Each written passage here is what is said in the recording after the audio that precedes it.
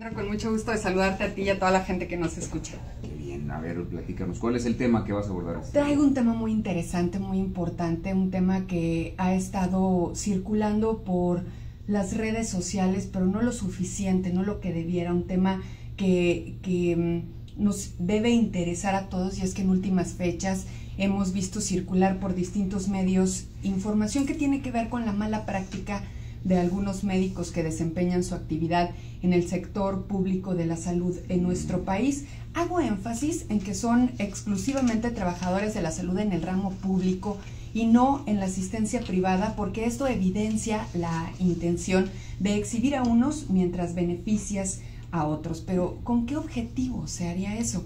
Para ahondar en lo anterior, debemos saber que actualmente existe un interés por modificar el artículo 4 de la Constitución y la Ley General de Salud con el fin de crear un sistema único en el que se homologuen instituciones como el IMSS o el ISSSTE con el Seguro Popular, lo que significaría una reducción en las prestaciones de atención médica y seguridad social para alrededor de 800,000 personas y sus familias. Es importante también decir que son personas que aportan y que trabajan todos los días para tener un sistema de salud óptimo que les garantice ser atendidos en cualquier enfermedad, y hoy está en incertidumbre ese sentir. Con la unificación de las instituciones de salud pudiéramos pensar que la atención médica se verá fortalecida, y esto puede ser cierto siempre y cuando el padecimiento que presente el paciente se encuentre dentro de una acotada lista que contempla la reforma, pues ya no se atenderán de manera gratuita enfermedades crónicas como la diabetes, el cáncer, padecimientos que requieran diálisis, hipertensión arterial, etc. Los medicamentos, así como las cirugías, ahora tendrán un costo, por ejemplo, mientras las medicinas ahora solo se otorgarán cuando sean enfermedades dentro de un cuadro muy básico como dolores de cabeza, diarrea, gripa. Lo demás se va a vender. Es decir, esta reforma pretende abandonar el esquema en el que el Estado, a través de los impuestos y las cuotas obrero-patronales, aporten el costo médico total de la atención que recibe el paciente en los hospitales públicos, para pasar a un sistema privado en el que ahora el ciudadano deberá pagar directamente a un particular por los servicios de maternidad, de salud, hospitalarios, médicos y de riesgos de trabajo, adquiriendo con alguna empresa privada una póliza de seguros que responda por estos gastos médicos, de tal forma que quien más pague, mejor será atendido. Es importante también decir que en el tema laboral repercute en el tema de la jubilación, pues se habla de un sistema de pensión universal que, de aprobarse esta reforma, se les pagará a los trabajadores la cantidad de 1,092 pesos mensuales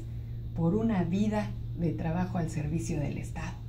Para quien tiene los recursos económicos para pagar consultas médicas privadas, o al menos sea inmune de enfermedades crónicas que terminan despojándolo a uno del patrimonio familiar con los pagos a hospitales, la reforma no debería importarle mucho. Ahora, que si usted que me escucha es de las personas que trabaja 8 horas diarias o a veces más para llevar el sustento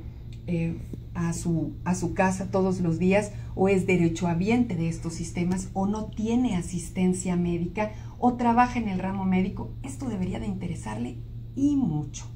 Se lo digo porque en este proyecto de ley citado claramente se están plasmando políticas que urgen de la atención del pueblo mexicano. No se distraigan en las redes sociales maldiciendo doctores por sus prácticas clínicas, creyendo que ellos son la causa de las deficiencias del actual sistema de salud, que ha sido saqueado sistemáticamente desde que existe y que aún así cuenta con una de las más completas prestaciones de servicios de salud y de seguridad social en América Latina.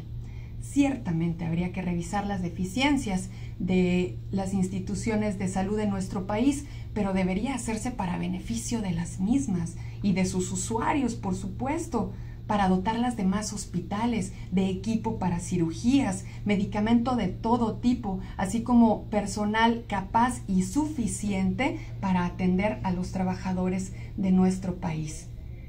México quiere ver reformas donde se modifiquen el fondo de pensiones vitalicias a los expresidentes de la República y a los magistrados federales, que se les asignen sueldos de profesionistas a los legisladores del país, siempre y cuando lo sean, claro. Y bueno, también nos gustaría tener, por supuesto, leyes incluyentes, donde los sectores de la sociedad tengamos las mismas oportunidades de crecer en nuestra calidad de vida, nunca de verla disminuida. Analice, comparta, comente, platique, difunda esta información y de esta forma participe de manera consciente en los destinos de este país. Este es mi comentario, Alejandro. Muy interesante, bastante interesante.